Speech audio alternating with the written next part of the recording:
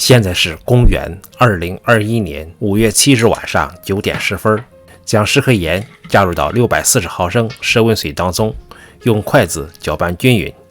然后边加边搅拌，加入到2斤高筋面粉当中，搅拌成碎状之后，下手揉成面团。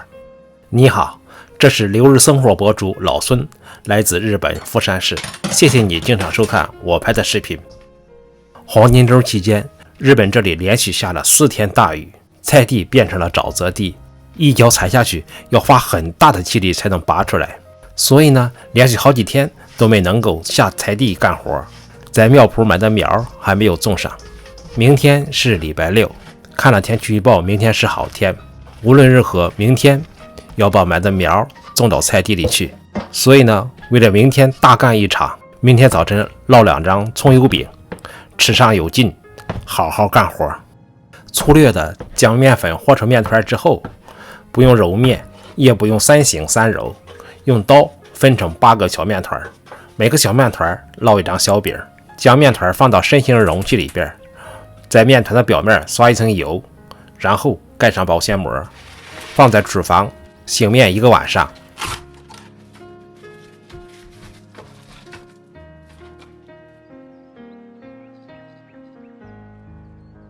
第二天早晨6点起床之后，先来做一个油酥，在60克面粉当中加入3克盐，60克葱油。这个葱油是我前几天自己熬制的，关于熬制这个葱油的视频的连接我放在了视频的说明区，感兴趣的朋友可以去参考一下。用刷子搅拌均匀，我们的油酥就准备好了。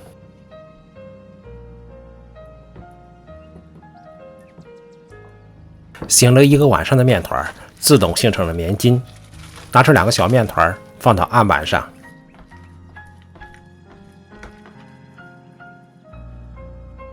你看这个面团的筋性，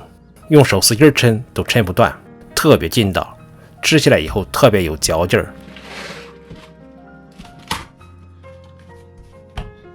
拿起一个小面团，用擀面杖擀成长方形的薄片，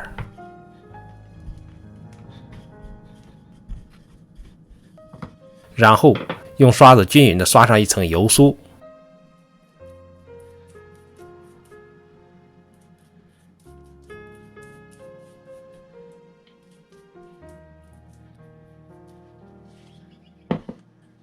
再从一边折叠起来。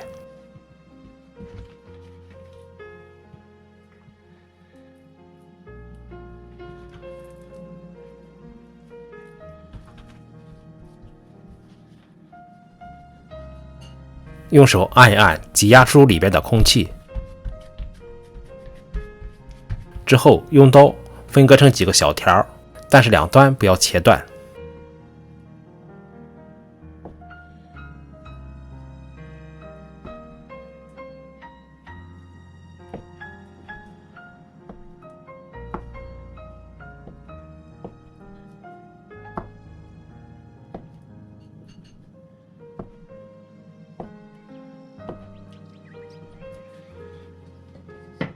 接下来再从另一边卷起来，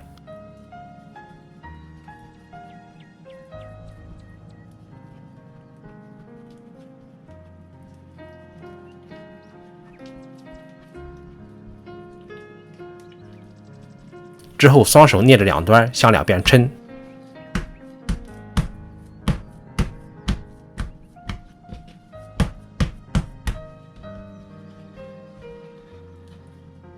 接下来再从另一端慢慢的卷起来，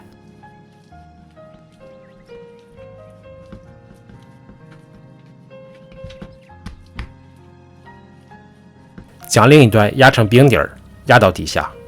之后用手按一按，一个饼坯就做好了。2个饼坯都做好之后，拿出第一个做好的饼坯，用擀面杖慢慢向下压，边压边往外推，擀成一个饼状。2个饼坯都擀成饼状之后，下面我们开始来烙饼。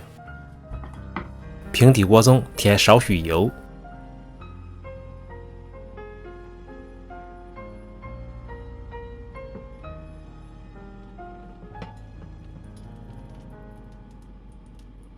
锅5成热的时候，将饼放入锅中。这里烙饼有2个要点：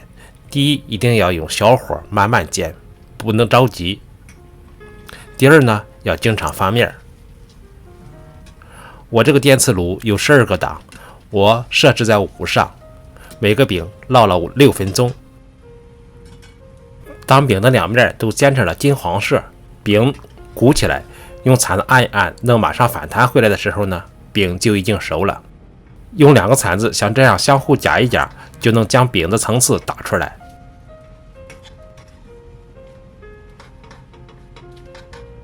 打完层次以后，就可以出锅了。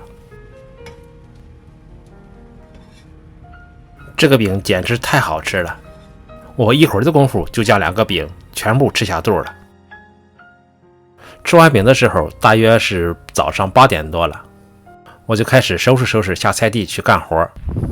结果在菜地干了一整天，晚上6点，也就是18点钟的时候回家。中午也没有吃饭，只是喝了2瓶水。整个一天干活都特别有劲儿，一点都不感到饿，就觉着越干越有劲儿，浑身使劲儿。我应该种的苗全部种上了，种了西瓜、黄瓜、甜瓜、西葫芦、南瓜、茄子、辣椒、西红柿、咸菜、